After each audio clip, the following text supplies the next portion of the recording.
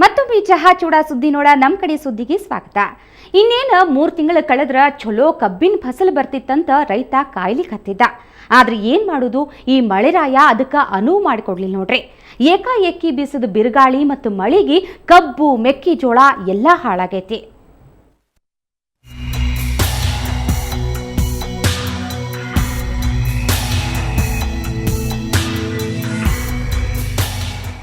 ಒಂದು ಕಡೆ ಚಲೋ ಬೆಳೆದು ನಿಂತಿರೋ ಕಬ್ಬು, ಇನ್ನೊಂದು ಕಡೆ ಭೂಮಿಗೆ ಮೊಕ್ಕ ಮಾಡಿ ಮಲ್ಕೊಂಡಿರೋ ಕಬ್ಬು.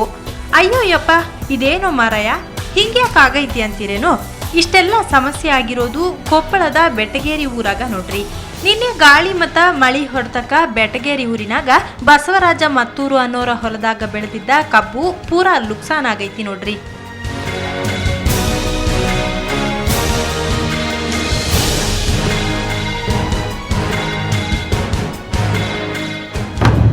ನಿನ್ನೆ ಇದು 2 ಗಂಟೆ ಸುಮಾರು ಸರ ಮಳೆ ಇದು ಗಾಳಿ ಬಿಡ್ತಾರೆ. ಅದು ಗಾಳಿ ಬಂದು ಸುಳಿಗಾಳಿಗೆ ಅಷ್ಟು ಎಲ್ಲ ಕಬ್ಬು ನೆಲ ಸಮ ಆಗಿಬಿಡ್ತಾರೆ. ಕಬ್ಬು ನೋಡಿದ್ರೆ ಸರ್ ಕಂಪ್ಲೀಟ್ ಲಾಸ್ ಅನ್ನಿಸ್ತದೆ ಸರ್. ಇದು ಈಗ ಮುರಿದು ಬಿಡೋದ್ರಿ, ಅದು ಗಣಿಕೆಗೆ ಅಲ್ಲೆಲ್ಲ ಮುರಿದು ಬಿಡೋದಲ್ರಿ. ಕಡೆಗೆ ಇದ್ದದು ಮುರಿದು ಒಣಗಿ ಬಿಡ್ತಾರೆ. ಅದು ಮತ್ತೆ ಇನ್ನು ಟೈಮಿಂಗ್ ಈಗ 8 ತಿಂಗಳು ಆಯ್ತು ಈಗ. ಬಸವರಾಜ 1.5 ಲಕ್ಷ ರೂಪಾಯಿ ಸಾಲ ಮಾಡಿ ಕಬ್ಬು ಬೆಳೆದಿದ್ದ. ಕಬ್ಬಿನ ಫಸಲು ಚಲೋನೂ ಇತ್ತು. ಇನ್ನು 3 ತಿಂಗಳಿಗೆ ಕಟಾವಿಗೆ ಬರ್ತಿತ್ತು. ಈ ಮಳೆರಾಯ ರೈತನ ಬದುಕು 3 ಬಟ್ಟಿ ಮಾಡ್ಯಾನ. ಬೆಳೆ ಕಳ್ಕೊಂಡ ರೈತಗ ದಿಕ್ಕ ತಿಳಿವಲ್ದಾಗೈತಿ.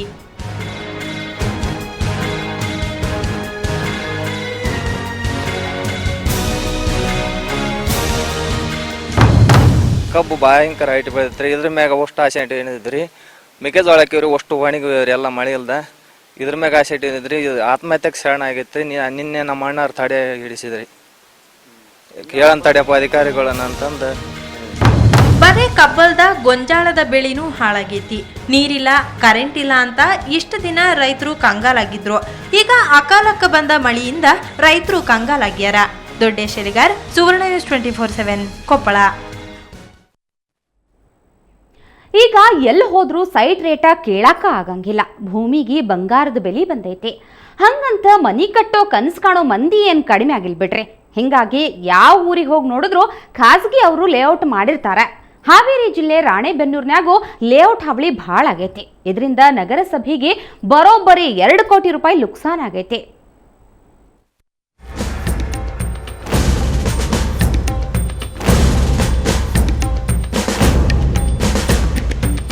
ಹಾವೇರಿ ಜಿಲ್ಲೆ ರಾಣಿಬೆನ್ನೂರಾಗ ಈಗ ಸೈಟ್ ಅಂದ್ರ ಬಂಗಾರದ ರೇಟು, ಭೂಮಿ ಕಿಮ್ಮತ್ತು ಜಾಸ್ತಿ ಆಗೈತಿ. ಹಂಗಂತನ ಖಾಲಿ ಜಗದಾಗೆಲ್ಲ ಸೈಟ್ ಮಾಡ್ಯಾರ, ಕಂಡಾಪಟ್ಟೆ ರೇಟ್ಗೆ ಮಾರಾಕತ್ತಾರ.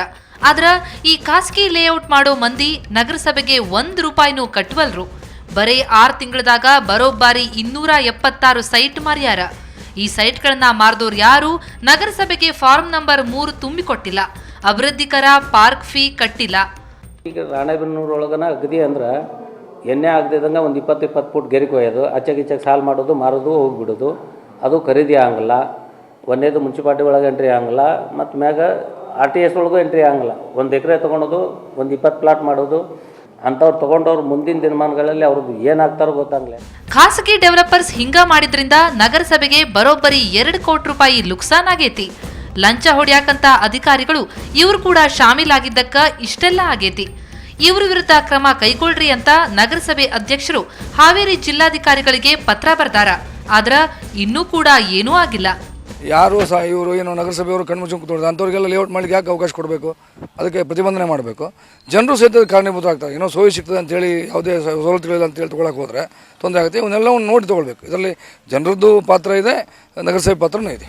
ಹಾವೇರಿ ಜಿಲ್ಲಾ ಕೇಂದ್ರಕ್ಕಿಂತಲೂ ರಾಣಿಬೆನ್ನೂರಾಗ ವ್ಯಾಪಾರ ವಹಿವಾಟು ಜಾಸ್ತಿ ಐತಿ.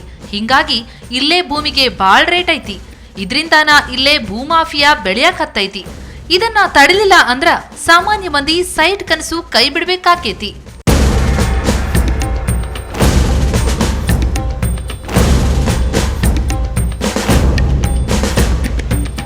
ಸುರೇಶ್, ಸುವರ್ಣ ನ್ಯೂಸ್ 24/7 ಹಾವೇರಿ. ಈ ಭೂತಾಯಿ ಮಡ್ಲ ಹಂಗ, ಆಕಿ ಒಡ್ಲಾಗ ಸಾಕಷ್ಟು ಕೌತುಕ ಅದಾವ.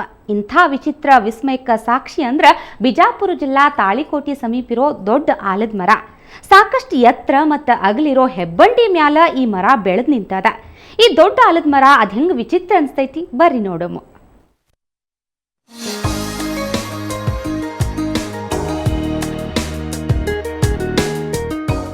ಕಲ್ಲಿನ ಗುಡ್ಡದಾಗ ಈ ಮರ ಹೆಂಗ್ ಬೆಳೆದೈತಿ ಅನ್ನೋದು ಬಹಳ ಆಶ್ಚರ್ಯ. ಗುಡ್ಡದ ಮ್ಯಾಗ ಅಲ್ಲಲ್ಲೇ ಕಸ ಕಂಟಿ ಸಣ್ಣ ಪುಟ್ಟ ಗಿಡಗಂಟಿ ಬೆಳೆದಾವು ಅನ್ನೋದನ್ನ ಬಿಟ್ರ ಸುತ್ತಮುತ್ತ ದೊಡ್ಡ ಗಿಡ ಆಗ್ಲಿ ಮರ ಆಗ್ಲಿ ಯಾವುದು ಬೆಳೆದಿಲ್ಲ. ಇದೊಂದು ಮಾತ್ರ ಅಷ್ಟು ವರ್ಷದಿಂದ ಹೆಂಗ್ ಬೆಳೆದು ನಿಂತೈತಿ ಅನ್ನೋದ ಆಶ್ಚರ್ಯ.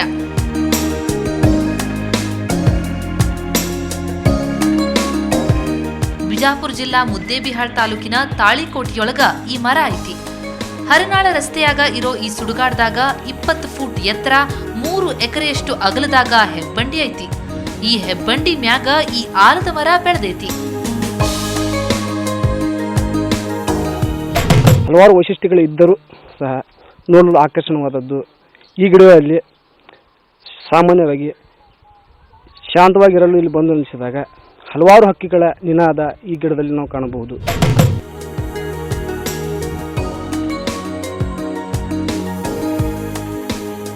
ಇನ್ನೊಂದು ವಿಚಿತ್ರ ಅಂದ್ರ ಈ ಮರದ ಬುಡದಾಗ ಒಂದು ಗುಡಿ ಐತಿ.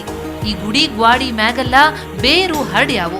ನೋಡಿದ್ರ ಮರದಾಗ ಗುಡಿ ಐತೋ ಗುಡಿಯಾಗ ಮರ ಬೆಳೆದೈತೋ ಅನಿಸ್ತೈತಿ. ಇಷ್ಟೊಂದು ಎತ್ತರಕ್ಕ ಈ ಮರ ಬೆಳೆದಿದ್ದಾದ್ರೂ ಹೆಂಗ ಅನ್ನೋದೇ ವಿಚಿತ್ರ. ಇಲ್ಲೇ ಮಂದಿ ಕಾಟ ಇಲ್ಲಂತ ಬಹಳಷ್ಟು ಬಾವಲಿನೂ ಈ ಮರನ ಮನಿ ಮಾಡ್ಕೊಂಡಾವು.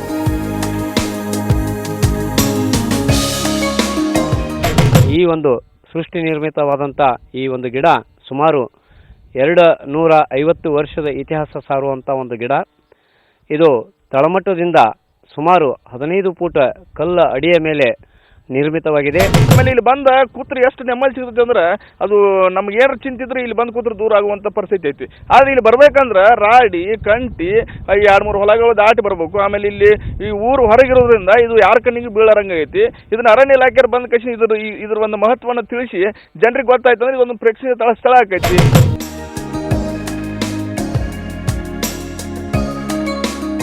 ಈ ಮರದ ಬೇರ್ನ ಇಲ್ಲೇ ಕುರಿ ಮೇಯಿಸೋರು ಕಟ್ಟಿಗೆ ಕಡಿಯಾಕ್ ಬರೋರು ಹಾಳ್ ಮಾಡಕತ್ತಾರ.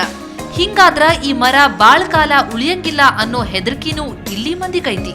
ಹಂಗಾಗಿ ಈ ಮರನ ಉಳ್ಸಾಕ ಎಲ್ರೂ ಪ್ರಯತ್ನ ಪಡ್ಲಿ ಅನ್ನೋ ಅಭಿಪ್ರಾಯ ಊರಿನ ಮಂದಿದು.